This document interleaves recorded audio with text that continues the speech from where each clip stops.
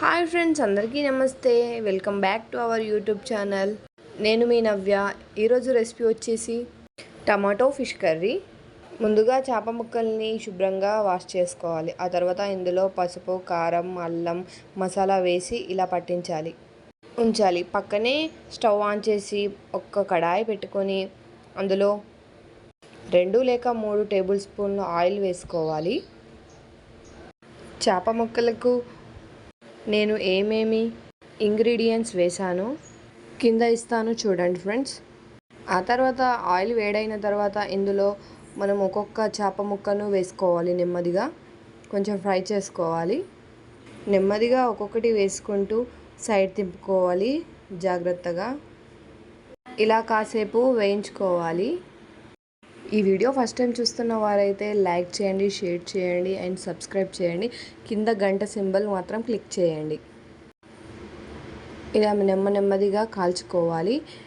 నేను ముందే 3 టమాటోలు తీసుకొని గ్రైండ్ చేసుకున్నానండి.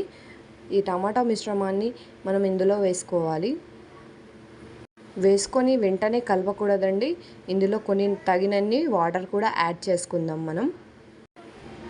ఆ తర్వాత దీంతో గరిటెతోటి అస్సలు తింపొద్దండి. మనం జాగ్రత్తగా స్లోగా ఇట్లా ఎడ్జెస్ పట్టుకొని ఇలా మెల్లగా షేక్ చేస్తే సరిపోతుందండి. ఇప్పుడు మూత పెట్టేద్దాం. 2 మినిట్స్ వెయిట్ చేద్దాం. ఆ తర్వాత ఇలా ఉడుకుతుందండి. చూడండి, కర్రీ ఈ విధంగా ఉడికి దగ్గరికి వచ్చేలాగా మనం చూసుకోవాలి.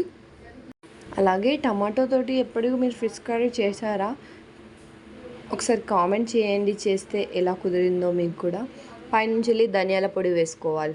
తర్వాత మెయిన్ ఇంపార్టెంట్ మెంతుల పొడి మాత్రం కన్ఫామ్గా వేసుకోవాలి ఫ్రెండ్స్.